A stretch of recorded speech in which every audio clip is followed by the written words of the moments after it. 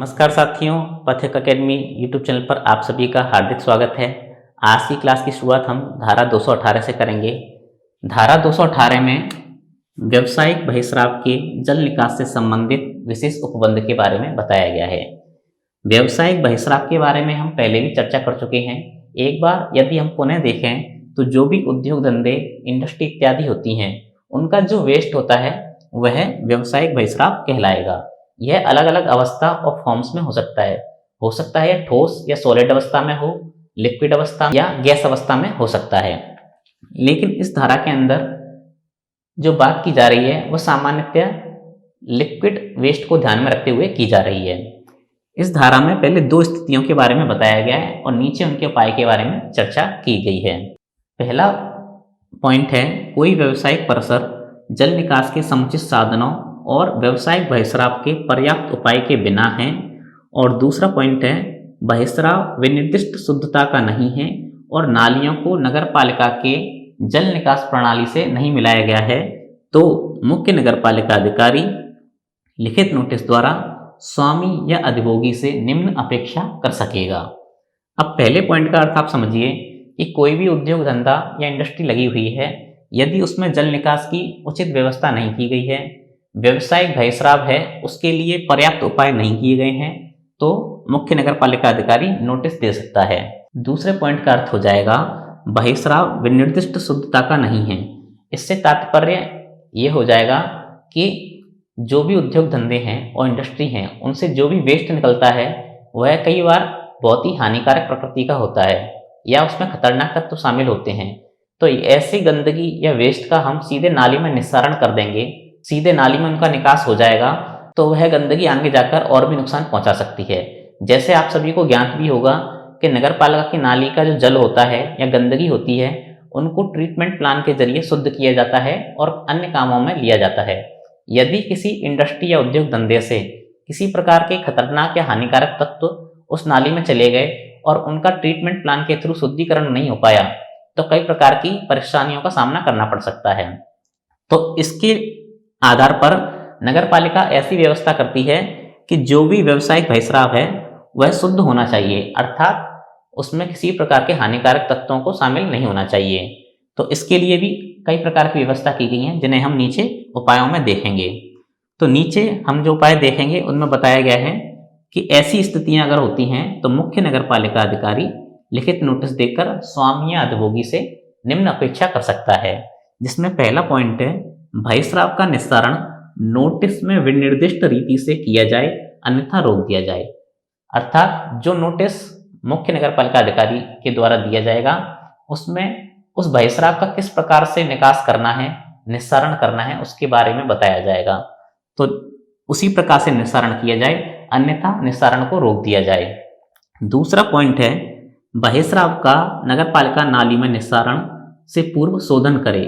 अर्थात यदि उसमें हानिकारक तत्व हैं या अन्य कोई प्रकार की समस्या है, तो पहले जो बहिस्राव है, जो वेस्ट है, उसका शोधन किया जाएगा उद्योग धंधे के द्वारा। उसके बाद ही उसको नाली में डाला जाएगा या निस्तारण किया जाएगा।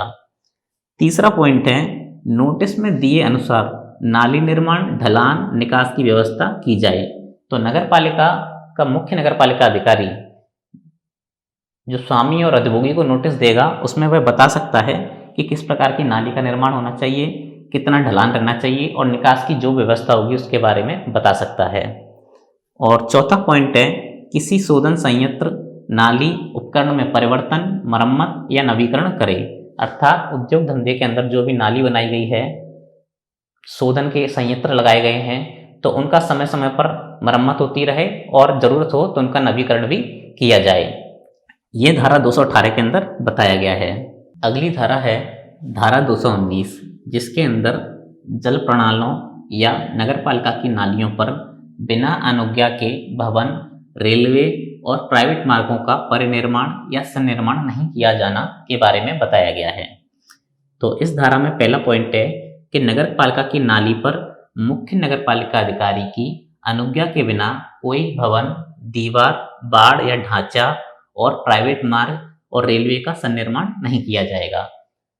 तो इस पॉइंट का अर्थ यह हो जाएगा कि नगर पालिका के अंदर जो भी नालियां निहित हैं या फिर जल प्रणाली, अर्थात जो जल की सप्लाई की जो भी व्यवस्था है, उसकी जो भी अंडरलाइन पाइप गई हुई हैं, उनके ऊपर किसी भी प्रकार का भवन, दीवार, ढांचा, रेलवे की लाइन इत्यादि को नहीं बनाया जाएगा। यदि कोई व्यक्ति बनाना भी चाहता है तो उसे पहले मुख्य नगरपालिका अधिकारी से परमिशन लेनी पड़ेगी, तो उसकी परमिशन के बिना किसी भी प्रकार का निर्माण कार्य नहीं किया जाएगा। दूसरा पॉइंट है, यदि ऐसा निर्माण है तो मुख्य नगरपालिका अधिकारी हटवा सकता है और कार्रवाई भी कर सकता है। यदि किसी ने बिना मुख्य नगरपालिका अधिकारी की अनुज्ञा के इस प्रकार का निर्माण किया है तो वह अधिकारी इस निर्माण को हटवा भी सकता है या अन्य किसी भी प्रकार की कार्यवाही कर सकता है। और तीसरा पॉइंट है इस धारा में कि मुख्य नगरपालिका अधिकारी द्वारा निर्माण हटाने के प्रयोजन पर उपगत व्यय प्राइवेट मार्ग, रेलवे, भवन, दीवार के स्वामी या उत्तरदायी व्यक्ति द्वारा संदत्त किया जाएगा और कर के बकाये के रूप में वसूली होगा। अर्थात मुख्य नगरपालिका की बिना परमिशन के जो भी निर्माण कार्य हुआ है और वह निर्माण कार्य मुख्य नगरपालिका अधिकारी के द्वारा हटवाया जाता है, तो उसको हटवाने में जो भी खर्च होगा वह सारा खर्चा, यदि कोई भवन है तो भवन के स्वामी से, यदि कोई दीवार बनाई गई है या कोई ढांचा या बाड़ इत्यादि का निर्माण किया गया है, किसी प्राइवेट मार्ग का निर्माण किया गया है, तो जो भी व्यक्ति उसका स्वामी होगा उससे वह वसूला जाएगा। और यदि रेलवे की लाइन इत्यादि बनाई गई है या रेलवे का कोई काम हुआ है तो रेलवे प्रशासन से उसको तोड़ने का खर्चा लिया जाएगा।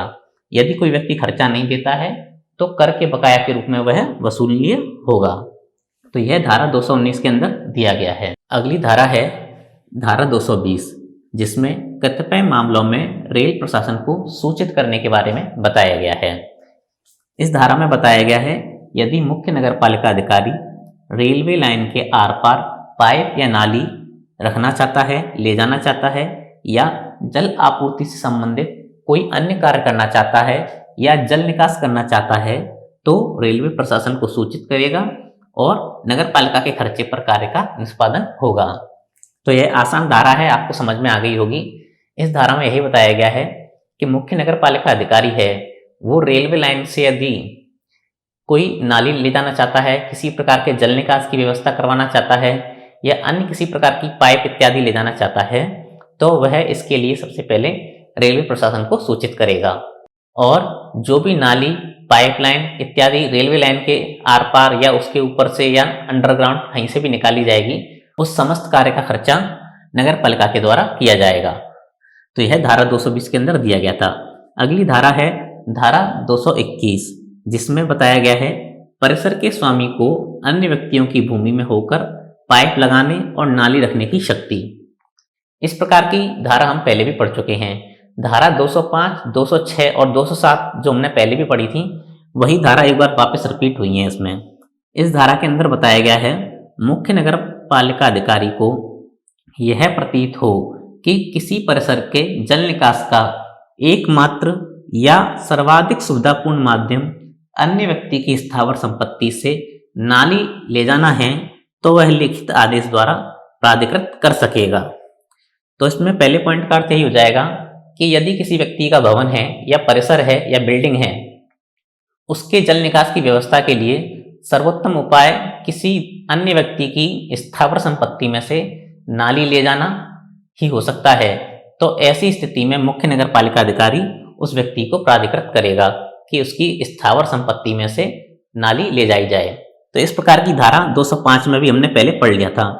धारा 221 में जो शेष उपबंध दिए गए हैं वे सभी उपबंध धारा 205, 206 और 207 के समान ही हैं। अर्थात हमने जो पहले पढ़ा था धाराओं में कि यदि किसी व्यक्ति की भूमि में से कोई अन्य व्यक्ति नाली लेकर निकालता है तो उसको किराया और प्रतिकर संदाय करना होगा। और आगे हमने यह भी पढ़ा था कि जिस व्यक्ति की भूमि में से नाली निकाली गई है वो व्यक्ति यदि बाद में कभी उस भूमि पर भवन का निर्माण करना चाहता है तो जिस व्यक्ति ने नाली निकाली है उसको अपनी नाली बंद करनी पड़ेगी और भूमि को पुनः पूर्व दशा में लाना पड़ेगा। तो इस प्रकार के सभी उपबंध धारा 221 में भी दिए गए हैं। उम्मीद करता हूं धारा 220 और 221 दोनों आपको समझ में आई होंगी। अगली धारा है धारा 222, जिसके अंदर दायी व्यक्ति को नोटिस देने के पश्चात मुख्य नगरपालिका अधिकारी की कार्य निष्पादित करने की शक्ति के बारे में बताया गया है। इस धारा में सबसे पहले हम पॉइंट नंबर 1 को पढ़ेंगे, उसके बाद इसको समझने का प्रयास करेंगे।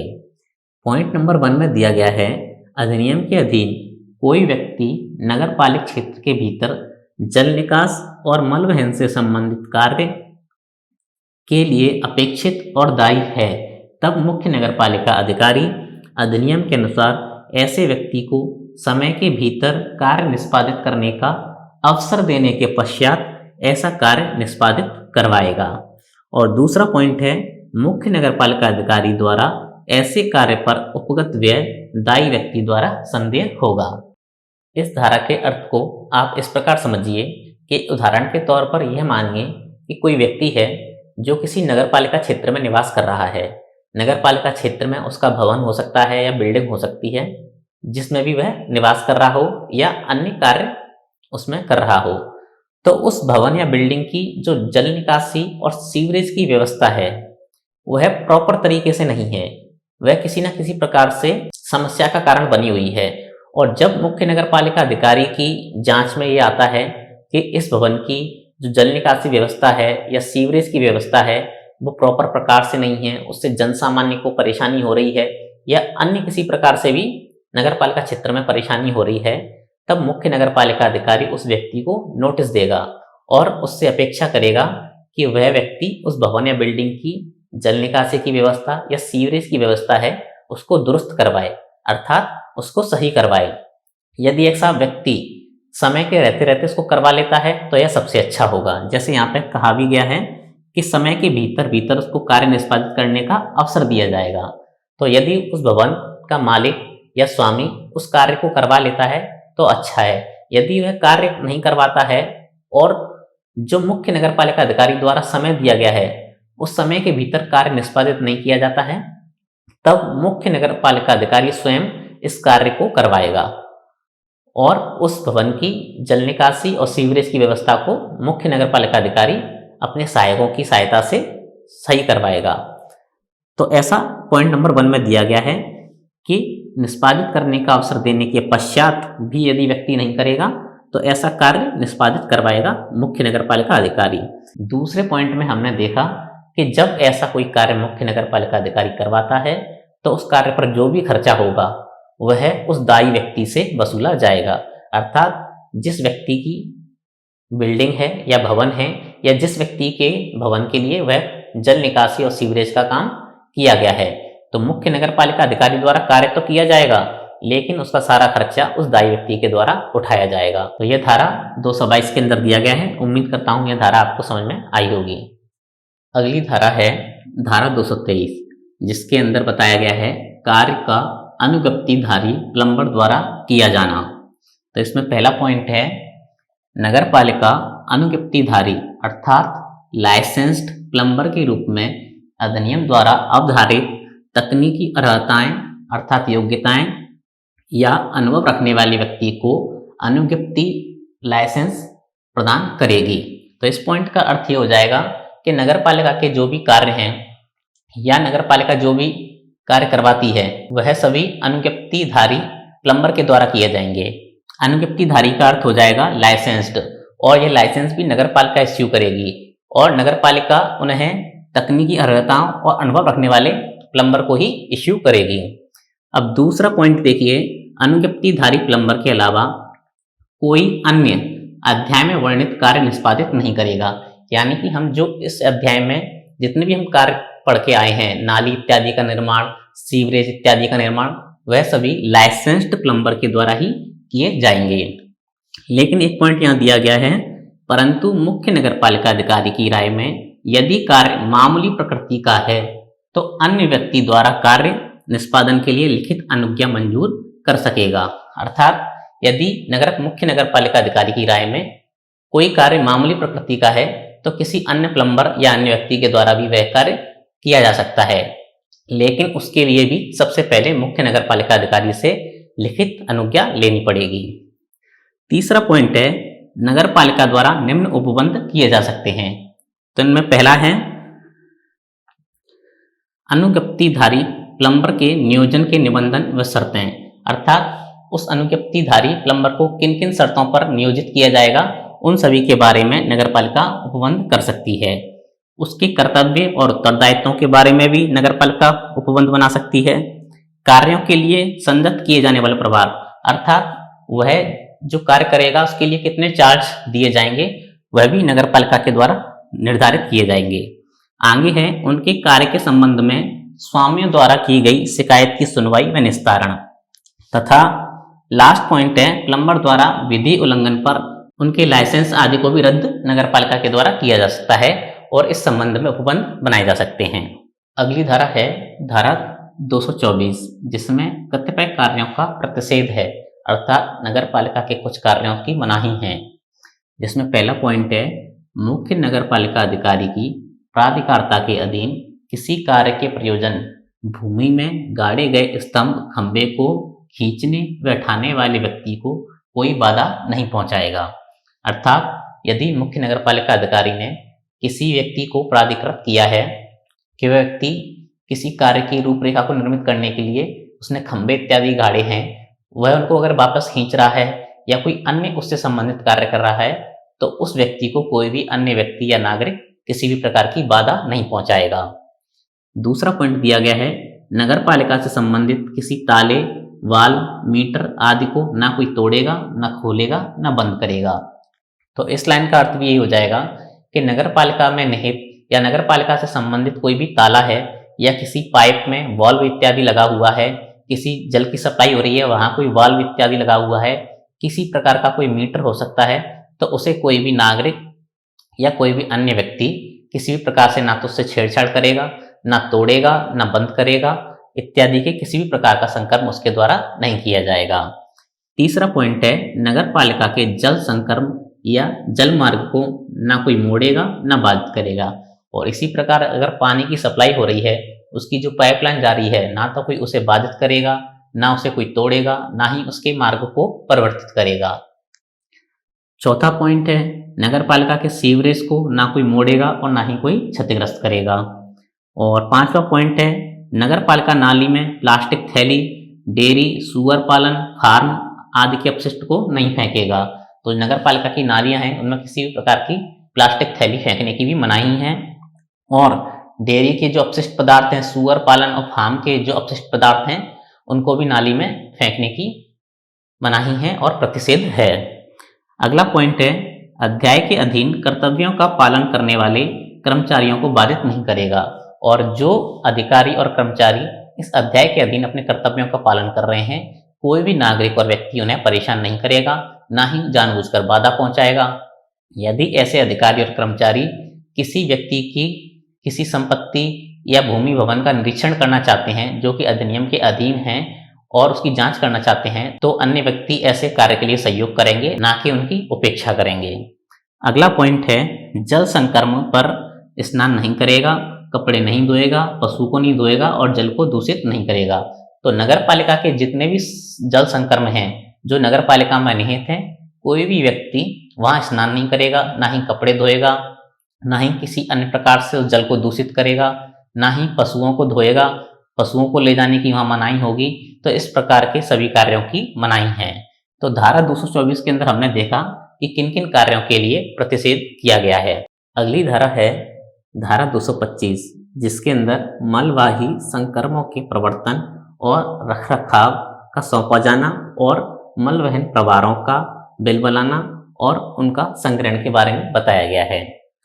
इस धारा में दिया है नगरपालिका राज्य सरकार के अनुमोदन से नगरपालिका क्षेत्र में मलवहन संकर्मों का प्रवर्तन और रखरखाव किसी को सौंप सकेगी और मलवहन प्रभार या मलवहन उपकर के बिल बनाने और उनके संग्रहण का कार्य विधि के अधीन किसी अभिकरण को या किसी प्राइवेट अभिकरण को सौंप सकेगी। अब इस धारा का अर्थ समझिए। इस धारा में बताया गया है कि मलवहन के जो भी संकर्म हैं जो नगरपालिका क्षेत्र में होते हैं, नगरपालिका उन सभी कार्यों को राज्य सरकार के अनुमोदन से किसी अभिकरण अर्थात एजेंसी को सौंप सकती है। हो सकता है वह कोई सरकारी संस्था या एजेंसी हो सकता है वह किसी प्राइवेट अभिकरण या प्राइवेट एजेंसी को भी यह कार्य सौंप सकती है। और जिस संस्था को यह कार्य सौंपा जाएगा या जिस अभिकरण को यह कार्य सौंपा जाएगा, वह उसके जो प्रभार होंगे, मलवहन संकर्म के जो प्रभार होंगे, जो चार्जेस होंगे, उनके बिल भी वही संस्था और अभिकरण बनाएगा। तो इस धारा के अंदर यह दिया गया है। तो आज की क्लास में हम इतनी धाराओं को पढ़ेंगे।